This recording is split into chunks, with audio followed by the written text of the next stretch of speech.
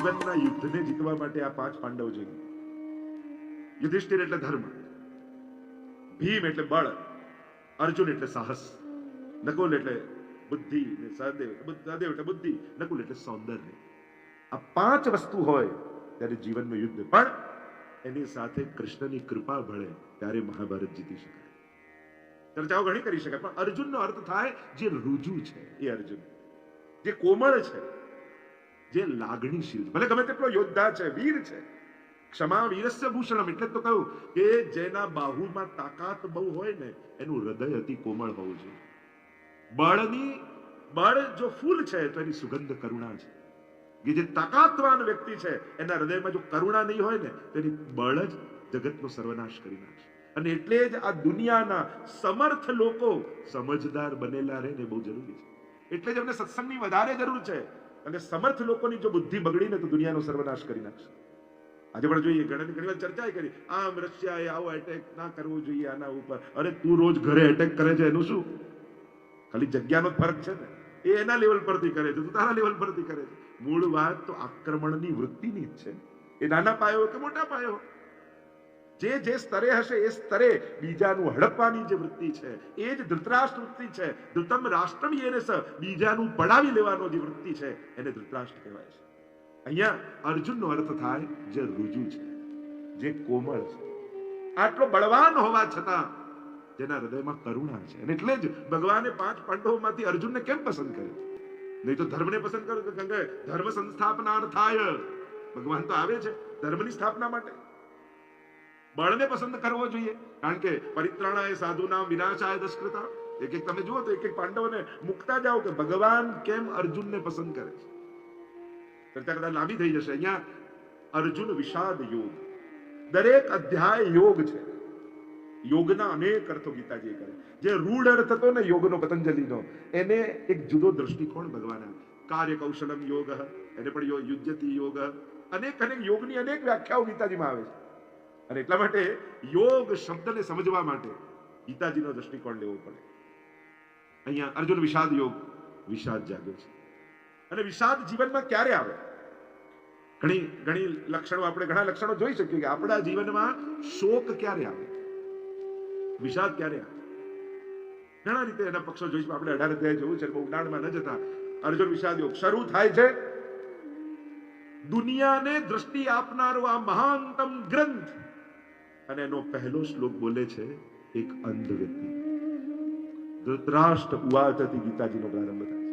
વિચાર કરો, આખી દુનિયાને જે દ્રષ્ટિ આપનારો મહાનતમ ગ્રંથ છે એની શરૂઆત એક અંધ વ્યક્તિના બોલવાથી થાય. જેને દેખાતું નથી અને દેખવા માંગતો એ નથી.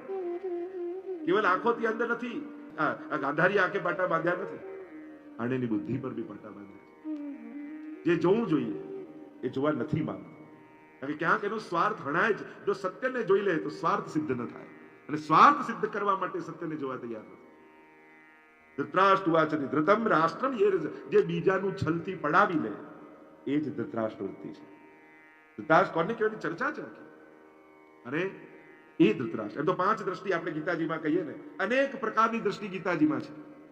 પહેલી દ્રષ્ટિ છે દૂર દ્રષ્ટિ, બીજી છે દિવ્ય દ્રષ્ટિ, ત્રીજી છે સહસ્ત્ર દ્રષ્ટિ. એમ જોવા તો અનેક પ્રકારની દ્રષ્ટિ છે. ચોથી છે અંધ દ્રષ્ટિ. અંધ દ્રષ્ટિ છે ધૃતરાષ્ટ્ર. દૂર દ્રષ્ટિ છે સંજય, કે ભગવાન વ્યાસજીએ જે દ્રષ્ટિ આપી, 9 દિવસ પછી પણ જે પ્રારંભ કર્યો અને એને દેખાવા લાગ્યું છે થઈ ગયું હતું, એ થઈ રહ્યું છે એ નહીં, જે ઓલરેડી થઈ ગયું છે એ ઘટનાઓ આંખની સામે પ્રગટ થવા લાગી. દિવ્ય દ્રષ્ટિ છે અર્જુનની. દિવ્યમ દદામિ તે ચક્ષુઃ, ભગવાને દિવ્ય દ્રષ્ટિ આપી. તને લૌકિક દ્રષ્ટિએ મારા દર્શન નહીં થાય, અને દિવ્ય દ્રષ્ટિ જ્યાં ભગવાન આપે છે, અને ત્યાં કરતુમ અકર્તુમ મન્યથા કરતુમ, પાલક સર્જક સંહારક રૂપે પરમાત્મા સાક્ષાત દર્શન આપે છે. સહસ્ત્ર દ્રષ્ટિ છે ભગવાન. સહસ્ત્ર શીર્ષા પુરુષ, હજારો મુખ, જ્યારે વિરાટ સ્વરૂપના દર્શન થાય છે એ વિશ્વ રૂપ દર્શન, અને ત્યારે હજારો દ્રષ્ટિઓ પરમાત્માની દેખાય છે. આવી અનેક દ્રષ્ટિઓની વાત, અને ગીતાજીનું અધ્યયન પણ અનેક દ્રષ્ટિ આપે. વિવેક દ્રષ્ટિ આપે, ભાવ દ્રષ્ટિ આપે, જ્ઞાન દ્રષ્ટિ આપે, અનેક પ્રકારની દ્રષ્ટિ આપે છે ગીતાજી પર. એના જો એક શ્લોક જોવા જઈએ તો પછી ઘણી ચર્ચા થઈ જાય. તો અર્જુન વિષાદમાં જ પૂરું થઈ જશે તો પ્રસાદ સુધી ક્યારે પહોંચી? આપણે તો 18મા અધ્યાય સુધી પહોંચવાનું છે, યાત્રા કરવાની છે. અહીંયા 18 નો આંક બહુ જ મહત્વનો છે. મહાભારતના પર્વ 18, ગીતાજીના અધ્યાય 18, મહાભારતનું યુદ્ધ ચાલ્યું 18 દિવસ. 18 નો આંકડો બહુ મહત્વનો છે. 1 અને 8 જો આ બંને ભેગા થઈ ગયા હોત તો 9 બનીને પૂર્ણાંક થઈ જાય. પણ આ બે ભેગા, 8 એટલે જીવ અને 1 એટલે બ્રહ્મ. આ ભેગા થાય તો જીવ પૂર્ણ થઈ જાય. પણ એ ભેગો ન થઈ શક્યો. જો 9 આપણે પ્રસિદ્ધ કહે 9 1 અને 9 2 18, 8 ને 1 2 9 થઈ જાય, 8 તરી 36, 6 ને તો બહુ પ્રસિદ્ધ કથા છે. પણ એ જ 8 નો આંક જુઓ, 8 1 8 8 2 16, 6 ને 1 ઘટ્યો 7, 8 તરી 24, 4 ને 2 6, 1 ઘટ્યો, 8 ચોક 3 ને 2 5, 1 1 ઘટે છે. આ જીવાત્મા એ જો આ એક સાથે ભળી ગયું હોત તો ઓમ પૂર્ણમદઃ પૂર્ણમિદં પૂર્ણાત પૂર્ણમુદચ્યતે, પૂર્ણ થઈ જાય. અને ઘણી બધી અન્ય ચર્ચાઓ પણ 18 ની કરી શકાય છે. અહીંયા જ્યારે ધૃતરાષ્ટ્ર ઉવાચથી આઈએ ગીતાજી में प्रवेश करते किम पूर्वत संजय धर्म क्षेत्रे कुरुक्षेत्रे. साधारण जो व्याख्या करूं तो धर्म क्षेत्र एवा कुरुक्षेत्રમાં સમવેતા યુત્સવ, યુદ્ધની ઈચ્છા વાળા સમબળિયા, મામકાહ મારા, પાંડવાશ્ચૈવ અને પાંડુના દીકરાઓ પુત્રો, કિમ કુર્વત શું કરી રહ્યા હતા? આ પ્રશ્ન છે ધૃતરાષ્ટ્રનો. સૌથી અધર્મી મહાભારતમાં કોઈ હોય તો ધૃતરાષ્ટ્ર. અને એના મુખમાંથી સૌથી પહેલો શબ્દ કોઈ નીકળ્યો હોય તે ધર્મ નીકળ્યો છે. કારણ કે અધર્મીઓ ધર્મના નામનો દુરુપયોગ કરતા હોય છે. જાણે ધર્મની બહુ ચિંતા ન હોય ને એવી ચિંતા બતાવીને ધર્મનો દુરુપયોગ કરી, ધર્મની રક્ષાના નામે ધર્મનો દુરુપયોગ કરી. એટલે પહેલો શબ્દ, એટલે આખા ગીતાજીનો સાર જો તમે 18 અધ્યાય 700 શ્લોકોનો જુઓ તો પહેલો અક્ષર ગીતાજીમાં ધર્મ. ધર્મ ક્ષેત્રે કુરુક્ષેત્રે સમવેતતા. અને ગીતાજીનો છેલ્લા શ્લોકનો છેલ્લો શબ્દ યત્ર યોગેશ્વર કૃષ્ણ યત્ર પાર્થો ધનુર્ધર તત્ર શ્રી વિદેવો ભૂતિર ધ્રુવા નીતિર મતિર મમ. એટલે પહેલો શબ્દ ધર્મ, છેલ્લો શબ્દ મમ. ધર્મ મમ, ધર્મ જ મારું છે. આમાં આખી ગીતાજી સમાઈ ગઈ. એક ધર્મ મારું છે. બાકી જે કાંઈ કરું છું એ ક્યાંક ને ક્યાંક મારા કર્મો છે જે બંધન રૂપે મારા જીવનમાં આવે છે. એક ધર્મ જ બધા બંધનોથી મુક્ત કરનારો છે. અને એ ધર્મની સ્થાપના માટે ભગવાન પધાર્યા છે. શરૂ કર્યું ધર્મ ક્ષેત્રે કુરુક્ષેત્રે. કુરુક્ષેત્ર એવા ધર્મ ક્ષેત્રમાં જો આ કુરુક્ષેત્રનું મેદાન આજે પણ, અને આજે ગીતા જયંતિમાં તો હજારો લાખો લોકો એ ગીતાજીના પારાયણને પાઠ કરતા હોય ત્યાં. અને એ કુરુક્ષેત્રના મેદાનને ધર્મક્ષેત્ર કહ્યું એના ઘણા કારણો. એમાં એક કારણ જે કુરુ રાજા હતા જેના પરથી કૌરવ નામ આવ્યું છે. અને એટલા ધર્મશીલ હતા કે રાજ્યના રાજા હોવા છતાં ત્યારે પ્રજાના કરનો ઉપયોગ પોતાના માટે નહીં કરતા. પોતે ખેતી કરતા આ જગ્યામાં, અને એમાં જે અનાજ પાકે એનાથી પોતાનું જીવન નિર્વાહ ચલાવતા. અને આમ પોતાના સ્વધર્મને પાળી અને શાસન કરતા. એટલા માટે આ કુરુક્ષેત્રને ધર્મક્ષેત્ર કહે છે. અનેક અર્થો આ ગીતાજીના તો એક શબ્દોના અનેક વિધ અર્થો કરવામાં આવે છે. ધર્મક્ષેત્રે કુરુક્ષેત્રે, કયું ક્ષેત્રે ક્ષેત્રે ધર્મ કુરુ. અથવા કુરુક્ષેત્ર શું છે તો કે આપણું શરીર જ કુરુક્ષેત્ર છે. કારણ આ એક એવું ક્ષેત્ર છે. ઇદમ શરીરમ ક્ષેત્ર ઇત્યવિધીયતે. ગીતાજીમાં પણ ભગવાન કહ્યું આ જ તો ક્ષેત્ર છે. અને કાંઈ કરવા આને જોઈએ. કર્મ કર્યા વગર જીવ રહી શકતો જ નથી એમ ગીતાજીમાં ભગવાન કહે છે. તમે એમ કહો લો હું કઈ નહીં કરું, લો આ બેઠો, તો આ બેઠો એ પણ એક કર્મ છે. કાંઈ નહીં કરું, જો આપણે કહું કાંઈ નહીં કરું એટલે કઈ નહીં કરવું એ પણ કરવું જ છે. કઈ ન કરવું પણ કઈ કર્મ છે. તો આ કુરુક્ષેત્રને ધર્મક્ષેત્ર બનાવે એ જ ભગવદ ગીતા છે. અત્યારે એના પ્રત્યેક કર્મો એના સ્વાર્થને સિદ્ધ કરનારા છે. અને હવે આ ગીતાજીનું જ્ઞાન આ કુરુક્ષેત્રને ધર્મક્ષેત્રમાં પરિણમિત કરશે. ધર્મક્ષેત્રે કુરુક્ષેત્રે સમવેતા યુયુત્સવ. સમબળિયા કેવા છે? મુમુક્ષુઓ ભેગા નથી થયા, યુયુત્સુઓ ભેગા થયા છે. યુદ્ધની ઈચ્છા વાળા ભેગા થયા છે. અને અત્યારનું માણસ પણ તમે જુઓ, સમાજ પણ, દરેકની ભીતર યુયુત્સુ વૃત્તિ વધી રહી છે. સંઘર્ષ અને કોમ્પિટિશનની વૃદ્ધિ, કમ્પેર અને કોમ્પિટિશન, આ બેમાં જ માણસ જીવે છે. સવારે જાગતાની સાથે જે ખોલીએ છે, ઓ આ તો અહીંયા ફરવા ગયા, આને આ ગાડી લીધી, આને આ કર્યું, અને ઘરમાં શરૂ થાય આપણે જ ક્યાંય નથી જતા. મોટું વાત એ છે સુખની સ્પર્ધા ન હોય, સુખનો દેખાડો ન. શાસ્ત્ર એમ કે સુખ ભોગવો એનો વાંધો નથી, પણ એનો દેખાડો કરશો ને તો બીજાના જીવનમાં તમારું સુખ દુઃખનું કારણ બની જશે. ગીતાજીમાં ભગવાન કહે છે યસ્માનનો દુજતે લોકો લોકાનો દુજતે છે. એ રીતે જીવો કે કોઈનાથી તમને ઉદ્વેગ ન થાય અને તમારે કારણે બીજાને ઉદ્વેગ ન થાય. એવી જગ્યાએ સુખ ન ભોગવો કે કોઈને એના દુઃખ યાદ આવે. એવી જગ્યાએ ઉભા રહીને ન ખાઓ કે કોઈને એની ભૂખ યાદ આવે. અરે એ રીતે જ ન જીવવું. પોતાના જીવનનો જ સંયમ એવો હોય કે આપણને જોઈને કોઈનું મન ન બગડે એવો આત્મસંયમ રાખીને જીવવું. એમાં બધું જ આપણો વ્યવહાર પહેરવે બધું જ આવી જાય. આપણા જીવનને એ રીતે જીવો કે આપણને જોઈને કોઈને બે સારા વિચારો પેદા થાય, કોઈમાં અહોભાવ પ્રગટ થાય. તો આપણે વિકારના કારણ બનીને ફરીએ છીએ કે સંસ્કારના કારણે બનીને ફરીએ છીએ એ આપણે જ નક્કી કરવાનું છે. સમાજમાં સ્વયં શિસ્ત. કોઈ આપણને શું કહે, કોઈ આપણને શું ટકે, કોઈનો શું અધિકાર છે આપણને કહેવાનો. કોઈ કહે અથવા કોઈ ટોકશે એટલે હું સારો બનીને રહું, એ સારા બહુ ટકશે નહીં. મારે ઉત્તમ રીતે જીવવું છે એ આપણો સંકલ્પ હોય તો જ આ બધું ટકે. ઘણી વાર હવેલીમાં વાત થતી હોય કે ના ના ચોખ્ખું રાખવું જોઈએ આપણે. હવેલીમાં બધું ચોખ્ખું રાખીએ, કોઈ આવે તો કેવું સારું લાગે. બધું બીજાની આંખને સારું લાગે એના માટે ચોખ્ખાઈ કરો તો બહુ ટકશે નહીં.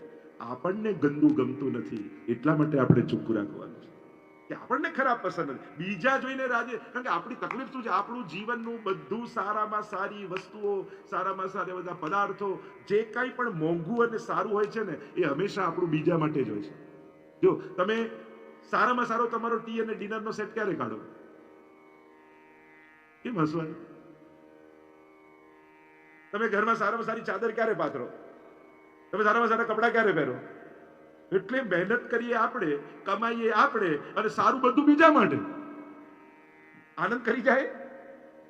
એટલે મૂળ વાત એ છે કે આપણા જીવનની સફળતા આપણે જ ન ભોગવી શકીએ. કેમ? કારણ કે બીજાના બતાવવા માટે જીવીએ છીએ.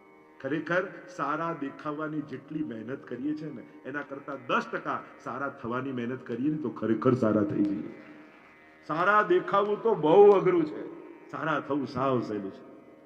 સારું એટલે ઘણી વાર હું કહું આપણે બધા છે ને ઊંચા દેખાવા માટે હિલ મોટી લાવીએ છીએ, હાઈટ વધારવાની મહેનત નથી કરતા. ઊંચા દેખાવા માટે હિલ મોટી લાવવાની જરૂર નથી, હાઈટ વધારો તમારા વિચારોની, વ્યવહારની, આચરણની. જ્યારે ઊંચાઈ વધશે ને તો આપમેળે લોકોના માથા ઝૂકી જશે. પણ ઊંચા દેખાવાની જે મહેનત કરીએ છીએ ને એમાં ક્યારેક હિલ તૂટી ને તો પડશો ને ફ્રેક્ચર થઈ જશે. આ બધાના ફ્રેક્ચર એમાં જ થઈ જાય. ફિઝિકલી નથી કહેતો, આ જ્યારે એક તાત્વિક અર્થમાં કહું છું. બાકી તો ઊંચા દેખાવ, સારા દેખાવમાં કોઈ સારું જ થવું જોઈએ. નબળું શા માટે? ભગવાને બધું સારું આપ્યું તો સારી રીતે જ જીવો. સારા વસ્ત્રો પહેરો, સારા દેખાવ, સારું ભોગવો, સારું કરો. નહીં તો ઘણા લોકો જે ભેગું કરી રાખે, ભેગું કરે. દીકરાના લગ્નમાં કામ લાગશે, આના લગ્નમાં 20 વર્ષ સંગરી રાખે અને દીકરાના લગ્ન જો મારા લગ્નમાં એકે વસ્તુ કાઢી છે ને તો હું લગ્ન જ નહીં કરું. બાની બિચારાની 50 વર્ષની મહેનત પાણીમાં ફેરવી નાખે. 1 વર્ષ સુધી કામ ન લાગવાનું હોય તો સમજી લેવું અમારા કામમાં આવવાનું જ નથી. બને એટલો વિનિયોગ, દાન, ભોગ અને નાશ 3 જ ગતિ છે. તો તમે મને યાદ અપાવતા રહો. 18 અધ્યાય મારે પૂરા કરવાના છે. યુયુત્સવ, યુદ્ધની ઈચ્છા વાળા, સંઘર્ષ. આ આપણે પેદા દરેક વસ્તુમાં જે વસ્તુઓ શાંતિ અને આનંદ આપનારી હતી એને પણ કોમ્પિટિશનમાં ફેરવી નાખી. સંગીતનું તો કે કોમ્પિટિશન, ડ્રોઈંગનું તો કે કોમ્પિટિશન. કળાઓને પણ કોમ્પિટિશન આપી દેશો, હા એની ક્વોલિટી સુધરશે પણ પ્રસન્નતાનું કારણ નહીં રહે. ક્યારે પણ સ્પર્ધાઓ શાંતિના કારણ નથી બનતી, આનંદના કારણ નથી બનતી. કળા એ મનની પ્રસન્નતાનું કારણ બનવી જોઈએ. પણ પેલા કરતા સારું ગાવું તો જ હું સારો, પેલા કરતા સારું બનાવું તો જ હું સારો. એટલે કે આપણી સફળતા બીજાને હરાવવામાં જ કામ લાગે તો પછી એમાં પ્રસન્નતા, કોઈને પછાડીને પ્રસન્નતા પ્રગટાવી જ કેમ શકાય? ઉલટાનું વૈષ્ણવ ત્યારે પેલો પડી ગયો. પણ આ દુનિયામાં બધા રેસમાં છે, પડેલા માટે કોણ ઉભું રહેવાનું છે? આપણે બધા દોડીને આગળ નીકળવાની વાત છે. તો યુયુત્સુ વૃત્તિ છે, મુમુક્ષુ વૃત્તિ નથી. સમવેતતા યુત્સ મામ કાહા. અહીંયા ધૃતરાષ્ટ્ર દેખાય છે. મારા, આ મારું ને તારું એ જ તો મહાભારતનું કારણ છે. રામાયણ, ભાગવત અને મહાભારત તમે જો રામાયણમાં જોશો તો બધા તારું તારું બધા એકબીજાને આપે છે. રામ ભરતજીને આપે છે, ભરત રામને આપે છે. તારું તું લઈ જા. તમે મહાભારતમાં જોશો કે ના મારું છે, મારું છે, મારું છે, મારું. અને ભાગવત સમજાવે ને મારું ને તારું આ તો બધું ભગવાનનું છે, આ તો બધું ઠાકોરજીનું છે. જ્યારે ગોપીઓ દોડતી આવે છે, ગોપી ગીતના પહેલા શ્લોકમાં ગોપીજનો કહે છે પિતાજીની શરૂઆત મમતાથી થઈ, ગોપી ગીતની શરૂઆત તાવકાથી થઈ, અને જ્યાં મારું મારું મારું હોય ત્યાં ગીતાજીના અંતમાં યુદ્ધ થયું, અને ગોપી ગીતમાં તારું તારું તારું છે એટલે રાસ થયો. આપણે નક્કી કરવાનું કયો રસ્તો પસંદ કરવો છે, મુમુક્ષુ બનવું છે કે યુયુત્સુ. તમારે આખું મહાભારત અને જો ભાગવતને તમે જુઓ તો ત્યાં ઘોડાઓની વચ્ચે ભગવાન છે મહાભારતના યુદ્ધમાં, અહીંયા ગાયોની વચ્ચે ભગવાન છે. ત્યાં પ્રભુ શંખનાથ પંચજન્ય ઋષિકેશો શંખનાથ કરે છે, અહીંયા ભાગવતમાં વેણુનાથ ઠાકોરજી કરે છે. ત્યાં યોદ્ધાઓની વચ્ચે ભગવાન છે, અહીંયા સખાઓની વચ્ચે ભગવાન છે. ત્યાં રણભૂમિ છે, અહીંયા રાસભૂમિ છે. જ્યાં મારું છે ત્યાં યુદ્ધ છે, જ્યાં તારું છે ત્યાં રાસ છે. મામ કહા પાંડવાશ્ચૈવ, મારા ને પાંડુના પુત્રો શું કરી રહ્યા? કિમ અકુર્વત સંજય. ગોપીઓ પણ દોડતી આવે છે રાસમાં. મૈવમ વિભોરતિ ભવાન ગદિતુમ સંસમ સંત્યક્ત સર્વ વિષયાં તવ પાદ મૂલમ. ગોપીઓ કહે કે બધું છોડીને આપના શરણમાં આવ્યા છે, અમારા છીએ પ્રભુ, સબ છોડકર આપકી શરણ में आई है. મારું ને તારું અમારું છૂટશે નહીં, અને એટલા માટે મારું તમે મારા અને તારું હું તારો, બસ. અને ભગવાન પણ કહે છે મારું મારું મારું બોલે તો પ્રભુ કે તને મારું, અને આપણે કે તારું તારું તારું, પ્રભુ કે તને ભવસાગર તારું. પ્રભુ આપના સિવાય અમારું કોણ છે? જેમ તપતા તડકામાં વ્યક્તિ ભટકતો કોઈ છાયાને ગોતતો હોય, એમ પ્રભુ સંસારના તાપમાં ભટકતા ભટકતા આ કૃષ્ણ રૂપી વડનો અમને મળ્યો છે. હવે એને છોડીને જવાની ઈચ્છા નથી. શરણાગત થયેલી ગોપીઓ સંપૂર્ણ શરણાગતિ કહે પ્રભુ હવે दूर થઈશું તો મરી. मानो गुड़ की मक्खियां, रसकांत जी के शब्दों में कहूं, जैसे कोई मक्खी गुड़ के डेली में चिपक जाती है, कितने भी उसको उड़ाओ वहां मर जाएगी पर दूर नहीं जाएगी. प्रभु हम भी ऐसे मक्खी जैसे हो गए, अब मर जाएंगे पर दूर नहीं जा पाएंगे. एक प्रभु તમારા સિવાય હું બીજા કોને કહું કે હું તારો છું? આ દુનિયામાં કોની આગળ કહી શકાય કે હું તારો? એક ઠાકોરજી તો છે, એક પ્રભુ ही तो है કે જેને વિશ્વાસ પૂર્વક કહી શકાય કે હું તારો છું. કેટલો બધો વિશ્વાસ એક ભક્તને હોય છે, હે કૃષ્ણ હું તારો. જ્યારે પંચાક્ષર બોલતા હો ત્યારે હાથમાં તુલસી દળ લઈને ઠાકોરજી સામે જોઈ, અને જ્યારે વૈષ્ણવ બોલે ને હે કૃષ્ણ તારો છું, પ્રભુ કે હજી વિચારી લે. ફરી બોલે હે કૃષ્ણ હું તારો છું, તને કહું છું હજી વિચારી લે. ફરી બોલે કૃષ્ણ હું તારો છું, પ્રભુ કે હવે બીજાનું નહીં થવા દઉં, હવે તું મારો.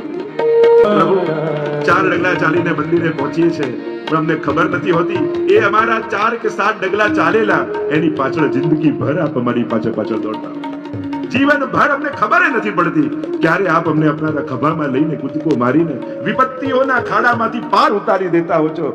આપ કહેતાય નથી હોતા કે કરનારો હું હતો, અને અમે સમજતાય નથી કે કરનારા આપ હતા. મામ કહા પાંડવાશ્ચૈવ કિમ અકુર્વત સંજય. હે સંજય શું કરી રહ્યા હતા? ત્યારે આ પ્રશ્ન કર્યો છે, અને અહીંયા સુંદર ચર્ચાઓ આવી છે.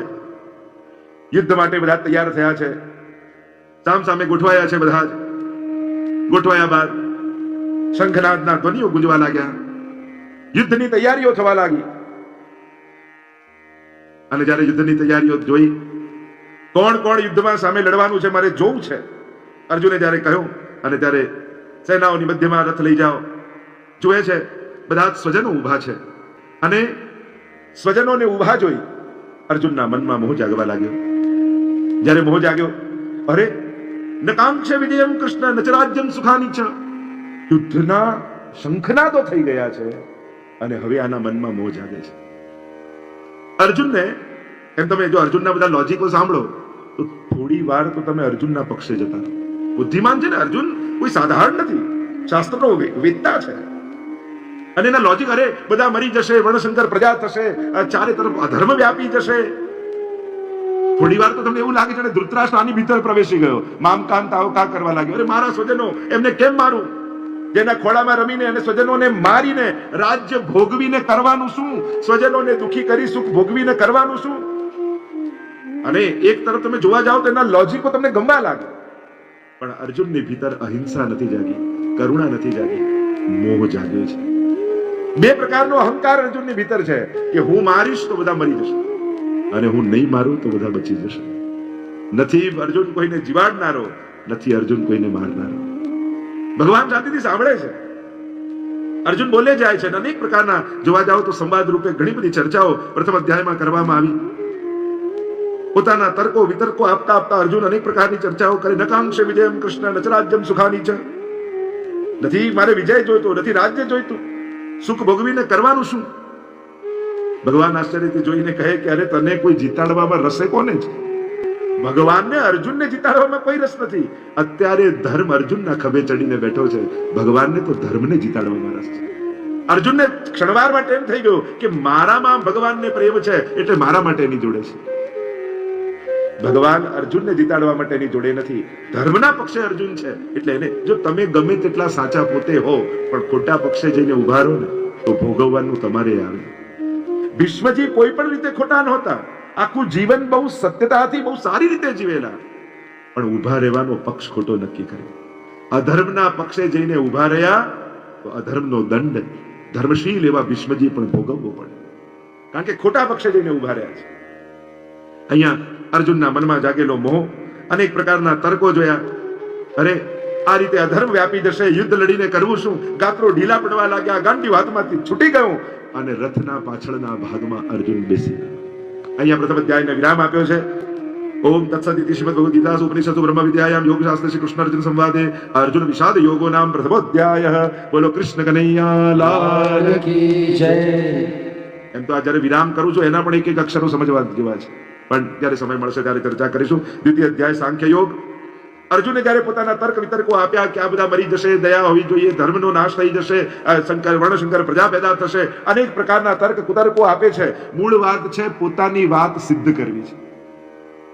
અર્જુનને મારવાથી વાંધો, જો અહિંસા પ્રગટી હોત તો ભગવાન ચોક્કસ સાથ આપે છે, પણ મોહ પ્રગટ્યો છે. જ્યારે ભગવાન ની સન્મુખ અર્જુન ઉભા રહી, કેમ કર્તવ્ય વિમૂઢ બન્યા, અને ત્યારે અર્જુનને એક ક્ષણે એમ થયું કે ભગવાન કદાચ કન્વિન્સ થઈ ગયા છે, માની ગયા છે મારી વાત, યુદ્ધને ટાળવા માટે સહમતિ આપી દેશે. તો કદાચ અર્જુને હજી કૃષ્ણને ઓળખ્યા નહીં. ભગવાન તો વધારે કડક શબ્દોથી અર્જુનને સામે પ્રત્યુત્તર આપ્યો. ક્લૈબ્યમ માસ્મ ગમ પાર્થ. શું નપુંસકની જેમ વાત કરે છે? આ શોક કરવાની જગ્યા છે? તને ખબર નહોતી કે કોની જોડે લડવાનું છે? અને તને જીતાડવા માટે નથી ઉભો, ધર્મને જીતાડવા માટે ઉભો છું. ત્યાં અનેક પ્રકારની ચર્ચાઓ દ્વિતીય અધ્યાયમાં આવી. કાર્પણ્ય દોષોપહત સ્વભાવ. આ કાર્પણ્ય દોષથી ગ્રસિત થયો છું. શિષ્યસ્તેહમ સાધિમામ ત્વામ પ્રપન્નમ. પણ આપના શરણમાં આવ્યો છું. આપણી બુદ્ધિ જ્યારે બંધ થઈ જાય ત્યારે કોઈ મહાપુરુષના શરણે જતા રહેવું. કારણ જાકો પ્રભુ દારૂણ દુઃખ દેઈ તાકી મતી પહેલે હર લઈ. જેને પ્રભુ દુઃખ આપવાના હોય ને એની બુદ્ધિ પહેલા હરી લે. ખોટા ખોટા વખાણ કરનારા લોકો ગંબા લાગે ને સાચી વાત કરનારા બધા દુશ્મન લાગવા માંડે. માણસની તકલીફ એ છે, એ બધું જ ભણી લે છે, વાંચી લે છે, પણ સત્યને સ્વીકારવાનું સાહસ એની અંદર આવતું નથી હોતું.